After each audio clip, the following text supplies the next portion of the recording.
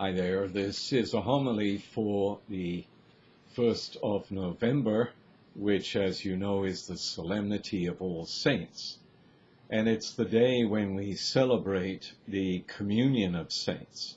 Now, this is not just the saints who are in the calendar, either of the general church or of the various localities, but also all the saints who have been in existence since the beginning of time, because a lot of people have been good and faithful and have passed on to their reward. We don't even know the names of them, but this is to celebrate the vast crowd.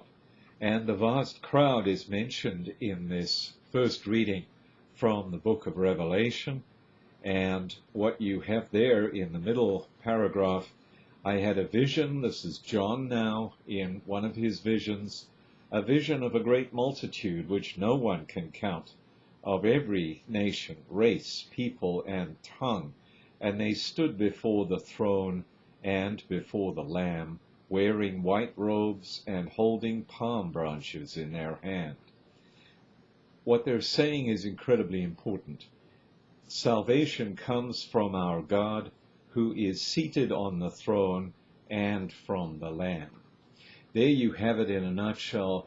They are there in heaven before the throne of the Lamb, Jesus Christ glorified, and what you have there is the celebration of the fact that God's plan of salvation has come about. And the salvation is very much from our God. We are not going to save ourselves, despite all our efforts to live longer, to look more pretty. We're not going to get anywhere with that. We are being saved by God because He's the only one who knows what sin is, and He has told us that in divine revelation. And consequently, we have been able to do our part because we are cooperating. Sainthood starts with a great deal of cooperation on our part. There are later phases, as we hear from Teresa of Avila, where God simply elevates the soul. He sanctifies the soul at His will. But most of the initial stages are in our hands in the sense that we cooperate. And cooperating is a big part of being humble. It's a big part of realizing, okay, I'm not God. I have to rely on that God there to help me enter into salvation. And it's interesting that salvation comes from the word salvare, Latin, to save. We have the English word salvage, for example. And what you have here is the indicator that God is saving us from some plight which is not mentioned in these readings, but we know that that plight is ultimately hell. And so we will get into that as we get towards the end of the year and hear about the Last Judgment. But right now we're celebrating salvation. We're celebrating the ones who are saved and who know it. They are standing before the Lord and they are celebrating. Now, when we move on, John has a little conversation with one of the elders. Who are these people who are wearing the white robes? They are the ones who have survived the time of great distress, and they have washed their robes and made them white in the blood of the Lamb. And so here it may refer to martyrdom, but it may also refer to those who are literally saved by the blood of Christ. And that's a crucial part of our salvation that we have to realize. I am saved by the blood of Christ, and I have to work on that every day to be worthy of that. Very quickly then, the Psalm, Psalm 24, Lord, this is a people that longs to see your face. we flipped from the vision of heaven to our situation here on earth. And the longings, the deepest longings that we have are to see the face of God. We will cover them up, conceal them, try and replace them with longings for money, power, drugs, whatever. But in fact, our hearts are restless, St. Augustine, our hearts are restless until they rest in Him. God, not St. Augustine. In the middle of the psalm, who can ascend the mountain of the Lord? This is the challenge that essentially faces all of us. The mountain of the Lord is in Jerusalem, but we figuratively are facing that challenge wherever we are.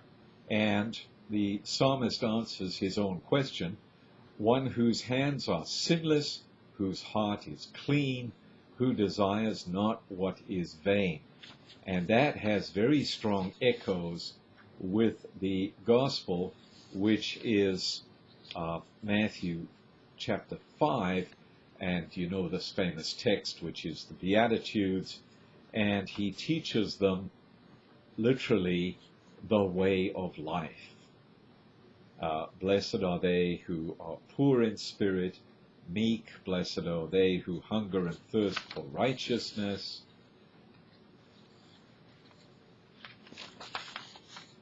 Blessed are the merciful, blessed are the clean of heart, very important that one, for they will see God. Blessed are the peacemakers, blessed are you when they insult you and persecute you, and utter every kind of evil against you falsely because of me. In other words, you are going to face persecution. That's the routine. I'm going up, I, Jesus Christ, am going up to Jerusalem to die. And I know that it's because of the evil of these people around me. But this ties in so beautifully, being insulted and persecuted, ties up so beautifully with the second reading. And, excuse me while I find my photocopy here. The second reading, the reason the world, this is from 1 John, and my last point, the reason the world does not know us is that it did not know Him. We're in a world that is in the reign of sin. It hasn't been cleansed of sin because it's still under the spirit of this world. And that's simply the way things are. We can ask God why He did that when we get to heaven, but that's not the issue. What we need to realize is, yes, this world is under the reign of the spirit of this world.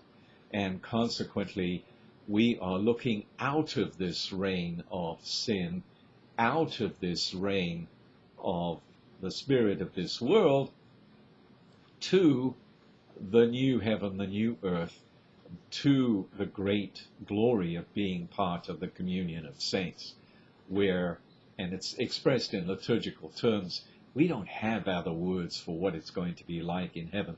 It certainly, in theory, looks like a continuous liturgy, but we know liturgies after they get to 4 or 5 hours can be really tedious. And so, unfortunately, that's just a fact of human life because our endurance gets worn out. But the point of the matter is, liturgy is the only language that we have for describing this great liturgical gathering around the throne of the Lamb. And that's the best image we have of heaven. But we know that the people who are there around the throne are celebrating. And that's something to look forward to. Have a great